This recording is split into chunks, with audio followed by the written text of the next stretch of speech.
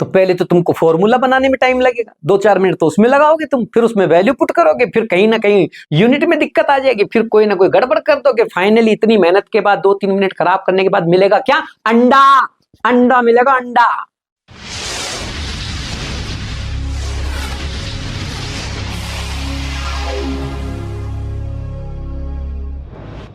Hello बच्चों, कैसे हैं आप सब? आई होप बहुत अच्छे से तैयारी चल रही होगी। सभी बच्चे बहुत प्यार से पढ़ रहे होंगे, ईमानदारी से अपनी मेहनत कर रहे होंगे और अपने टारगेट को अचीव करने की कोशिश चल रही होगी। बहुत बढ़िया, बहुत अच्छे से पढ़ते रहें, सब कुछ अच्छा होने वाला है। अब मैं आपके सामने केमिकल इक्विलिब्रियम का क्वेश्चन लेके आया हूं और आज जो मैं पढ़ाने जा रहा हूं इसमें से एक सवाल नीट के पेपर में दिख जाएगा आपको। बात को सुन लीजिए, आज जो मैं पढ़ा रहा हूं उसमें से एक सवाल नीट के पेपर में दिख जाएगा आपको। सही करना या नहीं करना ये तो आपकी जिम्मेदारी है। ये सवाल हर हाल में पेपर में दिखने वाला है। देखिए, मैं जो समझा रहा हूं उसको समझिए अच्छे से। Which of the following statement is correct for equilibrium state, ये मेरा पहला सवाल। आपको बताना है कि इक्विलिब्रियम स्टेट पर कौन कौन सी चीजें आप देखते हैं, कौन कौन सी बातें होती हैं, इनमें से कौन सी बात इक्विलिब्रियम स्टेट के लिए सही है और कौन सी बात रॉन्ग है, गलत है। आओ मेरा बच्चा, पहले मैं आपके सामने पहली लाइन पढ़ रहा हूं। पहली लाइन है कि एट इक्विलिब्रियम, यानी इक्विलिब्रियम पर जो आर एफ है और आर बी है वो इक्वल होते हैं। आर एफ क्या होता है भैया? आर एफ मतलब rate of forward direction, R B मतलब रेट ऑफ बैकवर्ड डायरेक्शन। बिल्कुल सही बात है, rate of forward and rate of backward direction same होती है इक्विलिब्रियम पर। जी फाइनल और जी इनिशियल सेम होता है। जी मतलब गिब्स एनर्जी, तो डेल्टा जी यानी गिब्स फ्री एनर्जी की वैल्यू 0 होगी। पहली लाइन करेक्ट लाइन है, बिल्कुल ओके है। दूसरी line, pressure of reaction mixture, intensity of colour and turbidity of solution remain constant. बिल्कुल, क्योंकि जितना कुछ लेफ्ट से राइट में जा रहा है उतना ही लेफ्ट से राइट में भी आ रहा है। तो रिएक्शन एक बार अगर इक्विलिब्रियम पे आ गई तो जो भी चल रहा है वो थम सा जाएगा, रुक सा जाएगा, ऐसा लगेगा कि सब कुछ रुक गया है। तो फिर कलर की इंटेंसिटी में चेंज कैसे आएगा, प्रेशर में कैसे चेंज आएगा, टर्बिडिटी यानी धुंधलापन, जो भी रिएक्शन बनने के बाद, रिएक्शन होने के बाद जो भी रिएक्शन का लिक्विड या सॉल्यूशन जो है उसका जो कलर है, जो धुंधलापन है, वो वैसे का वैसा रहेगा। क्योंकि लेफ्ट से राइट में जितना प्रोडक्शन होगा उतना ही प्रोडक्ट वापस रिएक्टेंट की तरफ मूव कर जाएंगे। ऐसा ही होता है इक्विलिब्रियम पर। It mean second row is correct row. Third line है, at equilibrium it is not necessary that in graphical structure between C and T. C का मतलब यहाँ कॉन्सेंट्रेशन, टी का मतलब यहाँ टेम्परेचर से है, सॉरी टाइम से है। Both lines touch each other.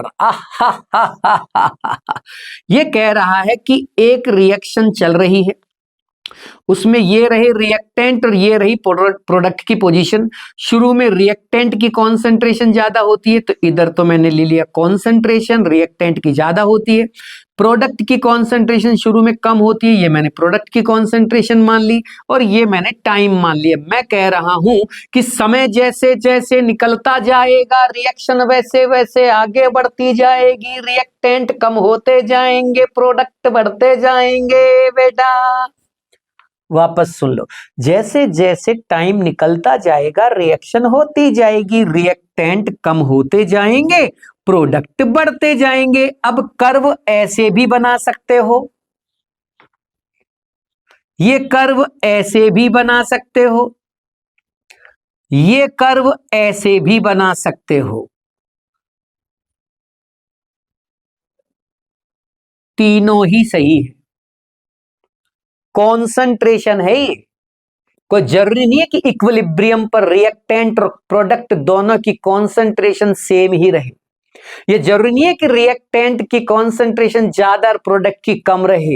ये जरूरी नहीं है कि प्रोडक्ट की ज्यादा और रिएक्टेंट की कम रहे। इक्विलिब्रियम किसी भी रिएक्शन में कैसे भी आ सकता है। इसका मतलब ये हुआ कि एट इक्विलिब्रियम दोनों लाइंस एक दूसरे को काटे ना काटे, टच करे ना करे, ये कोई इश्यू है ही नहीं। At equilibrium it is not necessary that in graphical structure between C and T both lines touch each other. कोई जरूरी नहीं है वो एक दूसरे को टच करे, हो हो सकता है टच करे बिना ही रह जाए, हो सकता है एक ऊपर ही रह जाए, एक नीचे ही रह जाए, कहीं भी हो सकता है।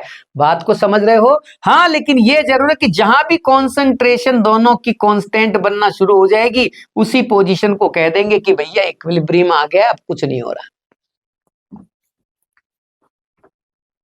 सही लाइन है। चौथी लाइन पढ़ते हैं, फोर्थ नंबर का option. At equilibrium reaction in both direction seems to be stop but both reactions move with same speed so known as dynamic equilibrium. 100% correct line. Equilibrium पे लगता है, महसूस होता है, प्रतीत होता है कि रिएक्शन रुक गई है, लेकिन वास्तव में रिएक्शन रुकती नहीं है। दोनों तरफ की रिएक्शन सेम स्पीड से मूव कर रही होती है, इसलिए महसूस होता है कि रिएक्शन रुक गई, जबकि ऐसा होता नहीं। और रियलिटी यही है कि जब रिएक्शन सेम स्पीड में चलेगी फॉरवर्ड बैकवर्ड डायरेक्शन की, तो रिएक्टेंट और प्रोडक्ट दोनों तरफ की कॉन्सेंट्रेशन में कोई चेंज ही नहीं आएगा। दोनों तरफ किसी तरीके का कोई चेंज नहीं, ना कलर बदलेगा, ना कॉन्सेंट्रेशन बदलेगी, ना प्रोडक्शन बदलेगा, कुछ भी तो चेंज नहीं होने वाला। जब कोई चेंज ही नहीं होगा तो दूर से तो दिखने में ऐसे ही लगेगा ना, यार ये रुक गई, क्या हो गया यार, कुछ हो ही नहीं रहा। ये भी सही line. Catalyst does not affect the equilibrium state, it only helps to attain the equilibrium rapidly. बिल्कुल सही बात है भाई। आप रिएक्शन करा रहे हैं, ये रिएक्टेंट की कॉन्सेंट्रेशन कम होती जा रही है और ये प्रोडक्ट देखो। अब आप एक बात बताइए, मान लीजिए इस काम में आपको 1 घंटा लग गया, आप चाहते हैं कि यार बड़ा टाइम लग रहा है यार, थोड़ी रिएक्शन जल्दी करवाओ भैया, तो आप एक काम करो, इसमें पॉजिटिव कैटलिस्ट डाल दो। ऐसा कैटलिस्ट डाल दो जो रिएक्शन को जल्दी जल्दी करा दे। जो रिएक्शन जल्दी जल्दी होगी तो क्या होगा, इक्विलिब्रियम जल्दी आ जाएगा। ये लो यहीं आ गया, पहले तो यहां आ रहा था, अब वो इक्विलिब्रियम यहीं आ गया। लेकिन आप कॉन्सेंट्रेशन नहीं बदल सकते, इक्विलिब्रियम पर आप कोई चेंज नहीं कर सकते। इक्विलिब्रियम तो जितनी और जिस जगह पे आना था उसी जगह पे आएगा। बस फर्क इतना सा है, जो 1 घंटे में आ रहा था वो अब आधे घंटे में आ जाएगा, 15 मिनट में आ जाएगा। काम आपका जल्दी हो जाएगा या लेट हो जाएगा, यही होगा बस। It means catalyst does not affect the equilibrium state, state को अफेक्ट नहीं करे। मान लो ये पॉजिटिव कैटलिस्ट की जगह निगेटिव कैटलिस्ट लेते हैं, आप मान लो रिएक्शन को स्लो कराना चाहते हैं, तो निगेटिव कैटलिस्ट भी क्या करता है, यहीं से प्रोग्राम चालू होता और यहां आके खत्म हो जाता, यहीं से चालू होता और यहां आके खत्म हो जाता। इसका मतलब इक्विलिब्रियम यहां पे जाके आता, लेकिन आएगा इसी पॉइंट पे, यही रहेगी। इक्विलिब्रियम की स्टेट नहीं बदलेगी। आप इक्विलिब्रियम को पहले ला सकते हैं, बाद में ला सकते हैं, बस ये चेंज कर सकते हैं। It means it only help to attain the equilibrium rapidly. आप इक्विलिब्रियम को इजीली ला सकते हो या थोड़ा लेट ला सकते हो, ये कर सकते हो, बाकी कोई चेंज ना कर सकते। तो सही लाइन है। अरे तो पांचों ही लाइन सही है बे, पूछ का रहा है भैया, ये कह रहा है कि कौन सा स्टेटमेंट करेक्ट है भैया, पांचों करेक्ट है। ऑप्शन तो देता हमें कोई, कौन सा टिक करके आए। तो भैया एक ऑप्शन और आएगा ऐसी सिचुएशन में, ऑल ऑफ दीज, आप उसे टिक करके आना। मुझे 4-5 लाइन समझानी थी, इसलिए मैंने इन पांचों को यहां लिख दिया और अब मैं हटा रहा हूं इनको ताकि जगह बने थोड़ी सी। आ जाओ बेटा, आ जाओ बेटा, आ जाओ बेटा। चलो भैया अगला क्वेश्चन शुरू करते हैं। नेक्स्ट क्वेश्चन क्या बोल रहा है, make the KC formula for following reaction.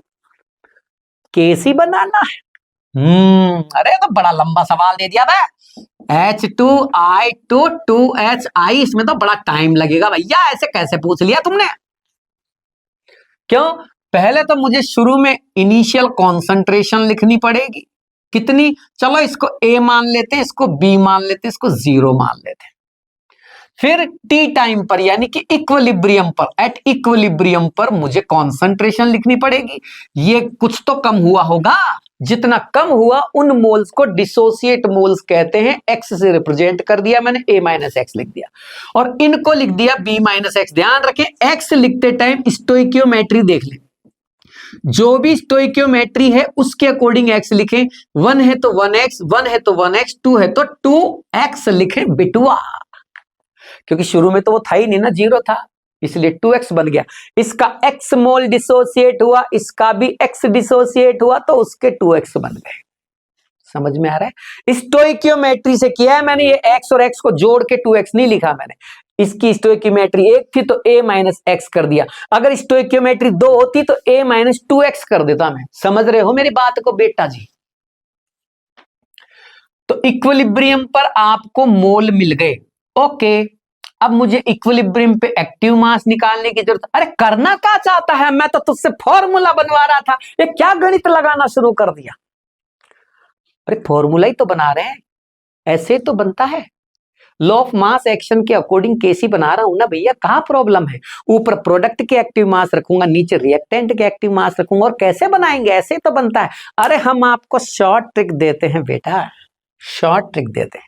आप एक काम करना, ये जो दो चीजें लिख रखी है ना नीचे, MTR BTR करके, मुझे तो रट लो बेटा, बुरी तरह रट लो, इनको रट लो, और दुनिया की कोई भी रिएक्शन तेरे सामने आ जाए, चाहे उसका डेल्टा N 0 हो, पॉजिटिव हो, निगेटिव हो, चाहे कुछ भी हो, आप हर तरह की रिएक्शन का केसी और केपी, आवाज आ रही है क्या? वापस सुनो, आवाज आ रही? मतलब चुटकियों में कर लोगे। समझ में आ रही है? इसका इस्तेमाल करके आप केसी और केपी दोनों का फॉर्मूला चुटकियों में बना लोगे बिटुआ।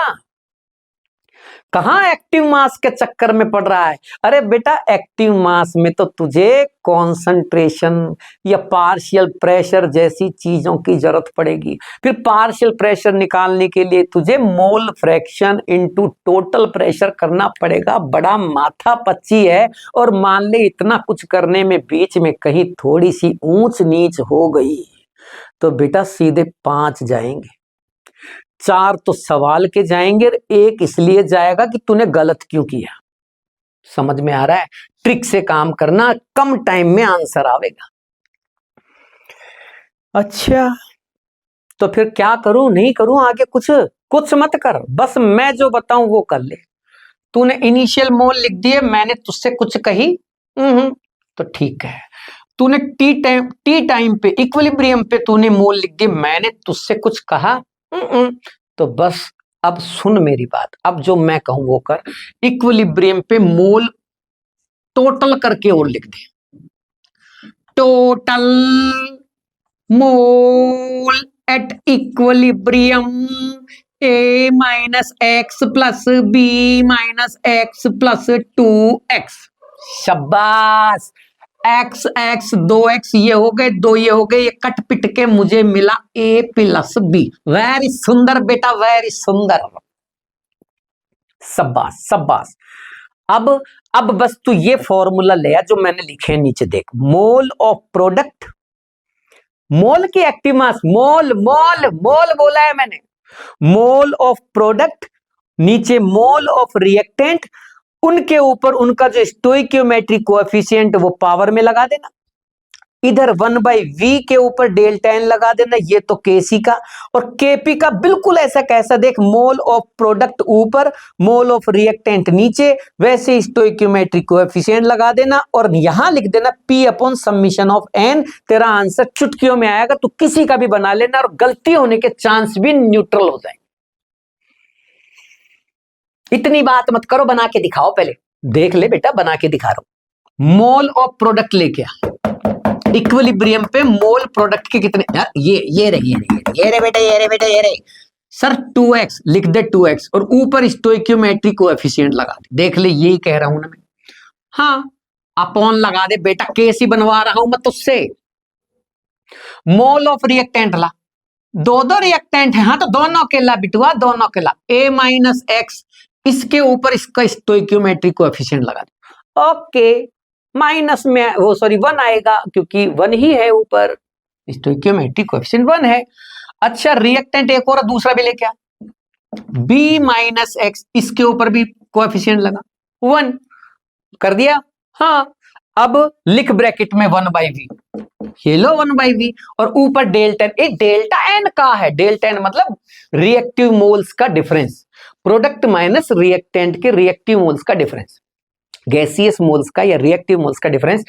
तो 2 1 ये तो जीरो आवेगा, तो लगा दे जीरो, घबरा क्यों रहा है, आवेगा आवेगा कर रहा है बावलों की तरह, यही तो कह रहा हूं कर दे।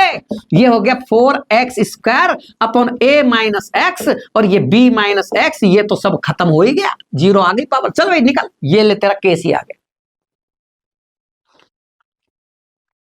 कुछ नहीं करना, बहुत इजीली आंसर आ जाएगा और बहुत जल्दी आ जाएगा। केवल फॉर्मूला ही पूछे, इसकी कोई गारंटी नहीं है, हो सकता है वो कोई न्यूमेरिकल बना के दे दे, x की वैल्यू दे दे, a की दे दे, b की दे दे और केसी पूछ ले। तो पहले तो तुमको फॉर्मूला बनाने में टाइम लगेगा, 2-4 मिनट तो उसमें लगाओगे तुम, फिर उसमें वैल्यू पुट करोगे, फिर कहीं ना कहीं यूनिट में दिक्कत आ जाएगी, फिर कोई ना कोई गड़बड़ कर दोगे, फाइनली इतनी मेहनत के बाद 2-3 मिनट खराब करने के बाद मिलेगा क्या, अंडा। अंडा मिलेगा, अंडा।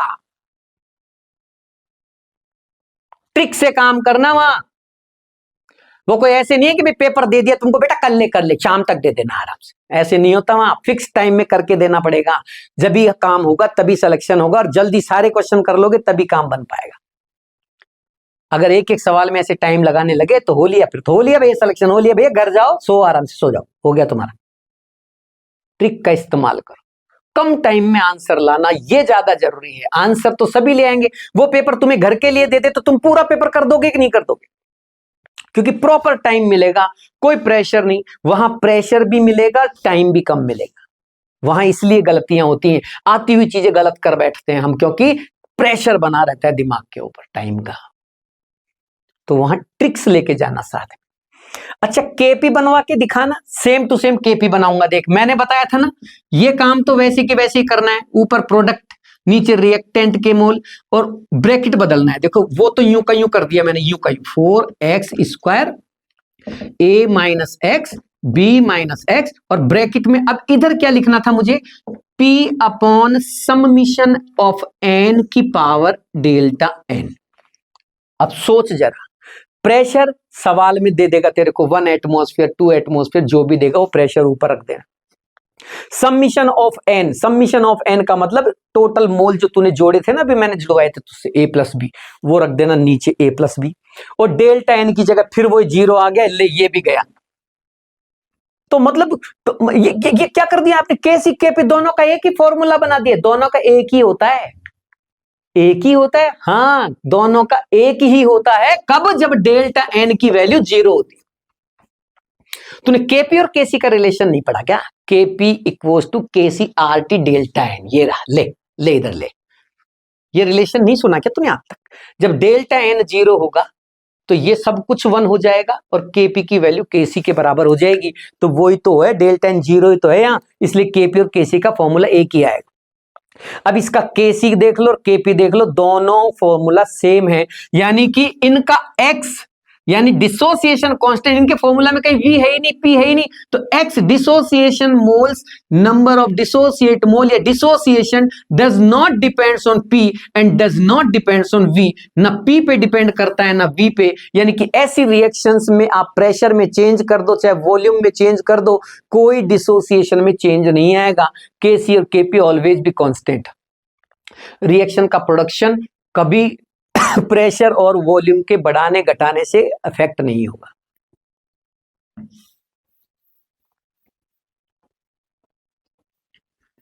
ये तो गुरुजी कमाल की चीज दे दी तुमने, ये तो बहुत जोरदार चीज दे दी, इससे तो तुरंत ही आंसर आ गया हमारा। बिल्कुल सही बात है बेटा, इसीलिए बता रहा हूं, ये आपका आंसर आ गया, तुरंत आंसर टिक करके आओगे, बहुत जल्दी नोट कर लेना इसको। बिल्कुल, आपने बहुत सारे तरीकों से केसी और केपी निकाले होंगे, बहुत अच्छे अच्छे तरीके होंगे, ये शॉर्ट में आपको आंसर देगा, बस ये कहना चाह रहा हूं मैं ये नहीं कह रहा कि आपने जो तरीके पढ़े हैं वो सही नहीं है, बिल्कुल बेशक सही है, सब टीचर्स अच्छा पढ़ा रहे हैं, बहुत अच्छा पढ़ा रहे हैं। मैं इस तरीके से बताता हूं अपने बच्चों को, और बच्चे करते हैं और उनको बड़ा फायदा होता है, आपको भी होगा, आप चेक करें इसको एक बार।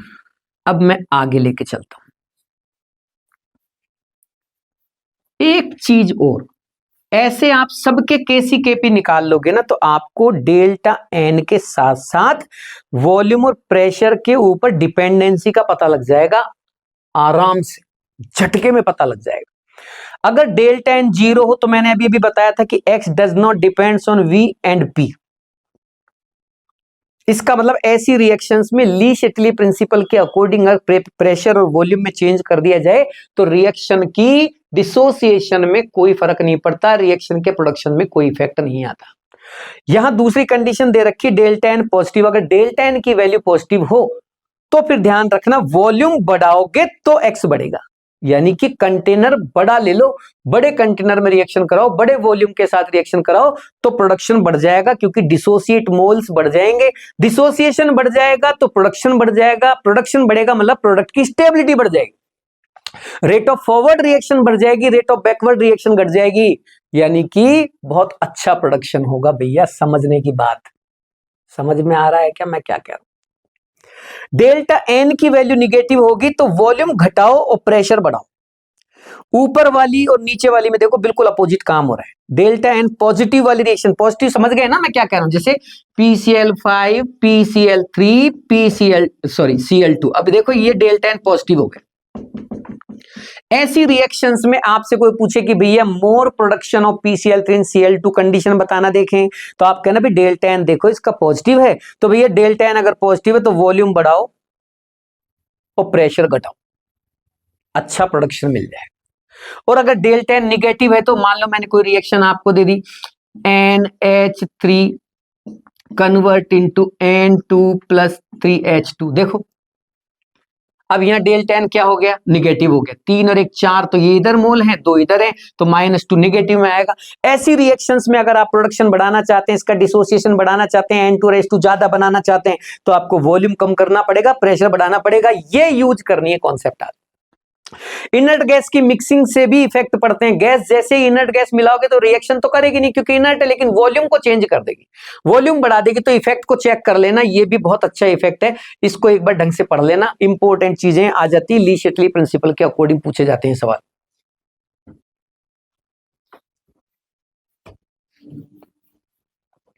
रिएक्शन का केसी, किसी भी रिएक्शन का के, देखो के की वैल्यू क्या होती है, केसी या केपी क्या होती है, ऊपर प्रोडक्ट का एक्टिव मास और नीचे रिएक्टेंट का एक्टिव मास, यही होता है ना। तो भाई एक बात बताओ, केसी की वैल्यू अगर 1 है तो इसका मतलब क्या हो गया, प्रोडक्ट और रिएक्टेंट बराबर बराबर से हैं, यानी जितने प्रोडक्ट बने हैं उतने रिएक्टेंट भी बचे, ये तो है ना, प्रोडक्ट और रिएक्टेंट का एक्टिव जो कॉन्सेंट्रेशन है वो बराबर है, ये मतलब हुआ इसका। और अगर किसी का केसी कम है 1 से, केसी कम है 1 से, अगर केसी 1 से कम है तो इसका मतलब प्रोडक्ट तो है, देखो केसी कम है इसका मतलब क्या हुआ, 1 से कम केसी का मतलब क्या हुआ, प्रोडक्ट कम हो गए ना रिएक्टेंट से, ऊपर वाली वैल्यू कम हो गई तभी तो केसी 1 से कम हुआ। अरे ऐसी सिचुएशन में बताओ रिएक्शन अच्छी हो सकती है क्या करें ऐसी रिएक्शन का, भाड़ में डाल दे, कुएं में पटक दे ऐसी रिएक्शन को, क्यों, जिनका प्रोडक्शन ही कम हो रहा है रिएक्टेंट से, प्रोडक्ट कम बन रहे, प्रोडक्ट की स्टेबिलिटी कम है, तो वो तो बेकार रिएक्शन है ना, वो काय का काम की रिएक्शन है। तो फिर क्या चाहिए, केसी ज्यादा चाहिए मुझे, केसी ज्यादा होना चाहिए रिएक्शन का। जब केसी 1 से ज्यादा होता है तो प्रोडक्ट ज्यादा बनेंगे, प्रोडक्ट की स्टेबिलिटी ज्यादा होगी, रिएक्टेंट कम बनेंगे, रिएक्शन फॉरवर्ड डायरेक्शन में ज्यादा चलेगी, बैकवर्ड कम चलेगी और ज्यादा प्रोडक्शन देगी, आपको मस्त वाला प्रोडक्शन देगी। मैंने इसको यहां थोड़ा सा एक रिलेशन से समझाया, बहुत ही इंपॉर्टेंट है। देखो आप किसी रिएक्शन का केसी ज्यादा है तो समझ जाओ उसमें केएफ ज्यादा है, यानी उसका के भी ज्यादा है। अब इसको प्रोपोर्शनल मान लो, चाहे प्रोपोर्शनल हटा लो, देखो इसको कंफ्यूज मत हो ना कहीं आप कब कंफ्यूज हो जाओ। मैं कह रहा हूं केसी अगर ज्यादा है तो केएफ ज्यादा होगा, केएफ ज्यादा है तो के भी कम होगा, समझ में आ रहा मेरे कहने का मतलब ये के भी कम हो जाएगा।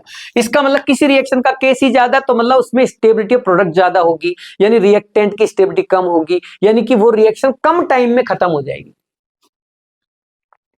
मान लो आपको 2-3 रिएक्शन दे दी जाए, एक रिएक्शन दे दी ये, एक रिएक्शन दे दी, एक रिएक्शन दे दी, इसको ए रिएक्शन, इसको बी रिएक्शन, इसको सी रिएक्शन। मैं आपसे कह रहा हूं इसका के का मान 10 है, इसकी के की वैल्यू 10 की पावर 2, इसकी के की वैल्यू 10 की पावर 3। मैं आपसे जानना चाहता हूं कि बताओ तीनों रिएक्शंस को मैंने एक साथ शुरू किया, कौन सी रिएक्शन पहले कंप्लीट हो जाएगी है? तो आप देखो जिसका के ज्यादा होगा उसका टाइम कम होगा, जिसका के ज्यादा होगा उसका प्रोडक्ट स्टेबल बनेगा। ऐसे भी सवाल आ जाता है, पूछा जाता है, पूछे गए हैं पहले। Pure liquid, solid and crystal compound जो होते हैं उनके एक्टिव मास को यूनिट माना जाता है, वन अज्यूम किया जाता है, ये आप जानते हैं, मैंने वैसे लिख दिया। Reactivity order of solid, liquid और गैस इस तरह से होती है। ये आपको बताने की जरूरत नहीं थी, बस मैं आपको इतना सा बताना चाह रहा था कि जो जो चीजें इंपॉर्टेंट है वो एक बार आपके सामने लाना चाह रहा था। केसी और केपी का रिलेशन आपके सामने में लाना चाह रहा था। ओनली फॉर गैसियस रिएक्शन ये यूज होता है। अब देखो एक सवाल दिया है मैंने इससे, ये कह रहा है कि एक रिएक्शन है जो जिसका टेम्परेचर जो है वो 1/r केल्विन मान लो आप, ये सवाल पूछा गया है पहले आईआईटी में भैया, है ना, के रिएक्शन है जिसका टेम्परेचर 1/r केल्विन है, तो क्या चाहते हो आप हमसे, बताओ उस रिएक्शन का केसी और केपी का रिलेशन क्या होगा। तो भाई केसी और केपी का रिलेशन तो मुझे आता है, हाँ तो लगा दे केसी और केपी का रिलेशन, मैंने लगा दिया, KP equals to KC R T delta N, T की जगह मुझे 1/r लेना है, आर टी की जगह 1/r लेना है, और डेल्टा एन, देखो देखो बाबू देखो, डेल्टा टी की जगह मुझे 1/r लेना है, डेल्टा एन की जगह क्या लूं, देख ले इधर, दो में से एक गया तो एक बचा, ये डेल्टा एन आ गया। अब क्या आया, केपी इक्वल्स टू, ये कट गया, केसी, आंसर आ गया। चार ऑप्शन मिलेंगे, उसको टिक करना जिसमें केपी इक्वल्स टू केसी दे रखा, ठीक।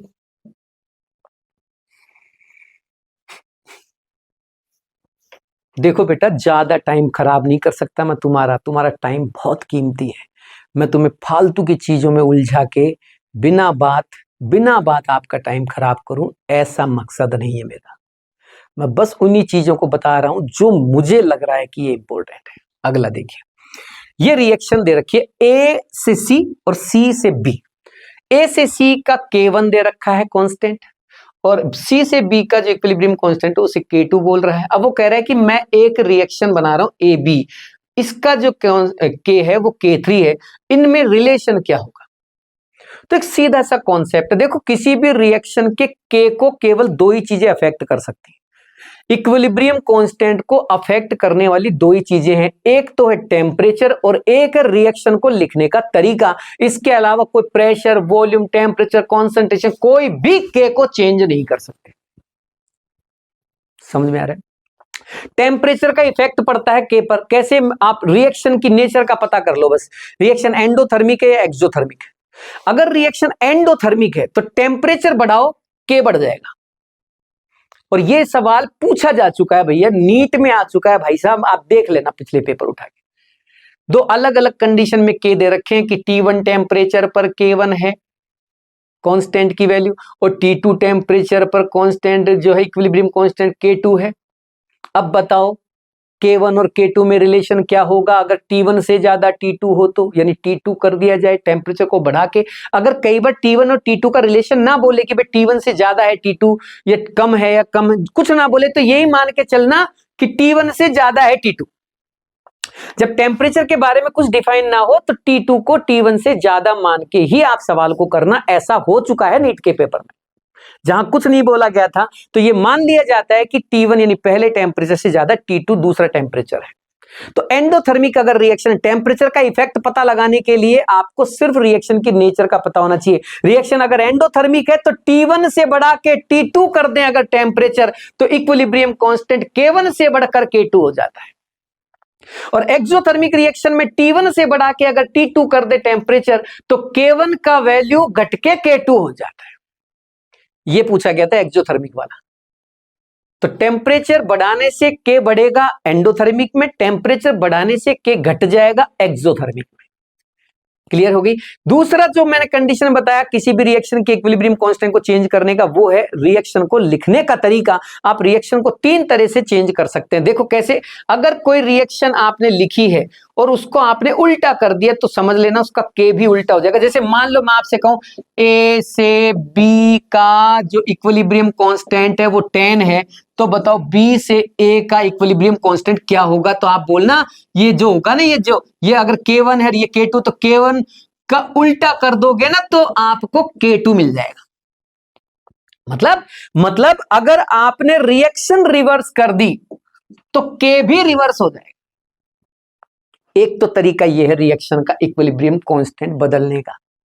दूसरा तरीका, अगर दो रिएक्शन आपने ऐड कर दी, जैसा कि मैं यहां ऐड कर रहा हूं, देख लो आप, मैंने ए और सी ये वाली पहली रिएक्शन जिसमें ए से सी और दूसरी में सी से बी को मिला रहा हूं और दोनों को ऐड कर दिया मैंने। देखो देखो, सी से तो सी को काट दिया मैंने, दोनों को ऐड करके लिख दिया। तो बस जब किसी दो रिएक्शन को, तीन रिएक्शन को जोड़ के एडिशन करके नया एक रिजल्टिंग रिएक्शन टारगेट इक्वेशन बनाता हूं, तो उस टारगेट इक्वेशन का जो के है, इक्विलिब्रियम कांस्टेंट जो है, वो ऊपर वाली रिएक्शन जिनको आपने जोड़ा था उनके इक्विलिब्रियम कांस्टेंट के मल्टीप्लिकेशन से आएगा। इसका मतलब K3 का जो फॉर्मूला है, K3 जो है वो K1 इंटू K2 के बराबर हो जाएगा। जब रिएक्शंस को जोड़ दोगे तो K will be multiplied, K आपस में मल्टीप्लाई हो जाएंगे। That's clear. तीसरी चीज, अगर रिएक्शन को आपने किसी नंबर से मल्टीप्लाई कर दिया, जैसे मान लो ये रिएक्शन ए बी जिसका K1 दे रखा है मैंने 10, ये रिएक्शन मैं 2 से गुणा कर देता हूं, ये लो 2A 2B। अब मैं पूछ रहा हूं K2 बताओ।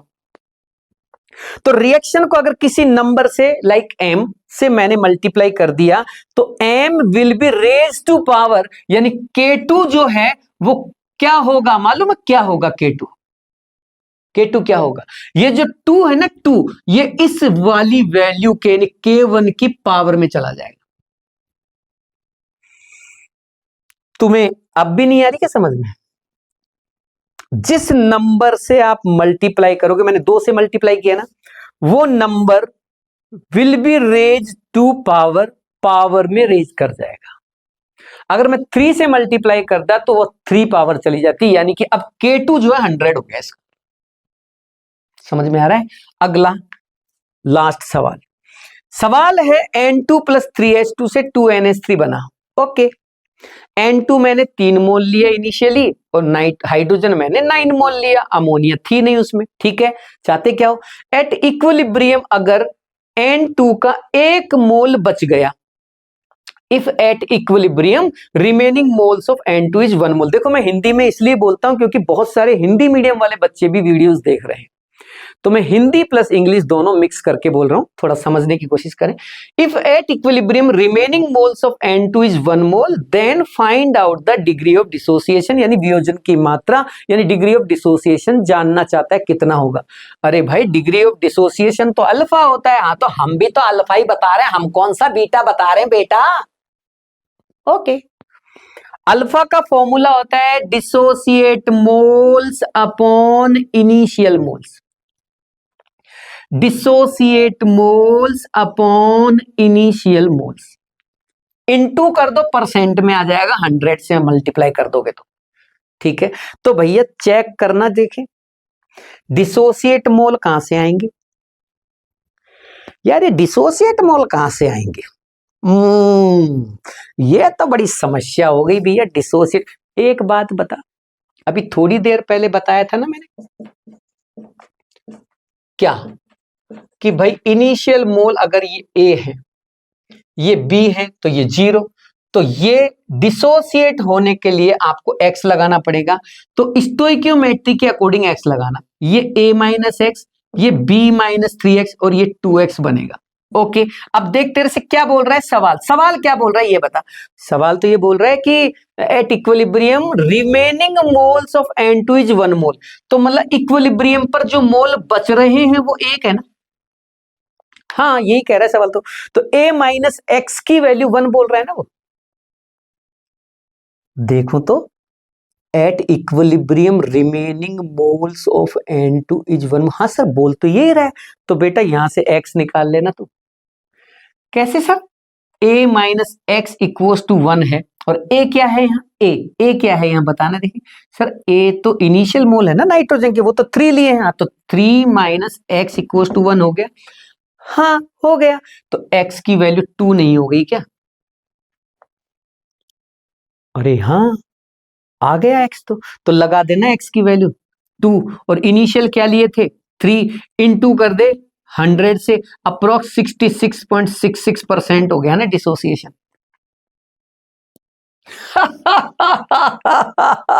काटना नहीं आता क्या?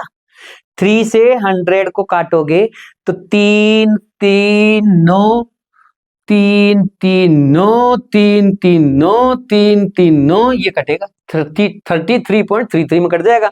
अब 33.33 को 2 से मल्टीप्लाई करेगा तो 66.66 आ जाएगा। सर ऐसे आपने एक बात बताइए, ये इसी से क्यों निकाला, नाइट्रोजन से? हाइड्रोजन से क्यों नहीं निकाला आपने अल्फा का वैल्यू? हाँ तो हाइड्रोजन से निकाल ले भैया, हाइड्रोजन से निकाल ले, हाइड्रोजन से निकाल लेता हूं। हाइड्रोजन से निकालेगा तो हाइड्रोजन के डिसोसिएट मोल लेके आ, हाइड्रोजन के डिसोसिएट मोल लेके आऊं तो x तो 2 है ना, तो हाइड्रोजन के डिसोसिएट मोल 6 हो गए। अरे 2 है ना ये x, तो 3x है ना हाइड्रोजन का डिसोसिएट मोल, तो 6 अपॉन, फिर अल्फा निकाल रहा हूं, देखो अब हाइड्रोजन से निकाल, upon initial mole of hydrogen. Hydrogen के इनिशियल 9 दे रखे हैं गुज्जी क्वेश्चन में, लगा दे बेटा क्वेश्चन में दे रखे हैं तो नीचे इंटू कर दे 100 से, कर दिया, और काट डाल मेरा बेटा, काट डाल। सर काट दिया, देख बेटा वही आ गया। अरे डिग्री ऑफ डिसोसिएशन अलग अलग कैसे आ जाएगा, चाहे तू N2 से निकाल ले चाहे H2 से निकाल ले, वो तो सेम आएगा, रिएक्शन तो एक ही है ना। एक ही रिएक्शन में दोनों अलग अलग अल्फा कैसे दिखा सकते हैं, चाहे तू नाइट्रोजन से निकाल ले चाहे हाइड्रोजन से निकाल ले, अल्फा तो वही आएगा 66.66% जो है। समझ में आ रहा है? ठीक है बेटा, आपके आ गई होगी समझ में, केमिकल इक्विलिब्रियम हो चुका है।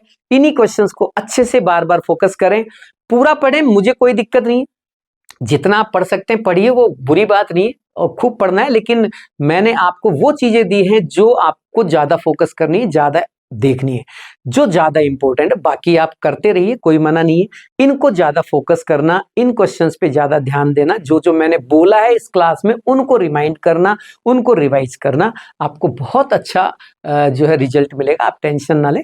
ठीक है, इसी के साथ आज की सभा समाप्त करते हैं, अगली सभा में फिर मिलेंगे, तब तक के लिए नमस्कार।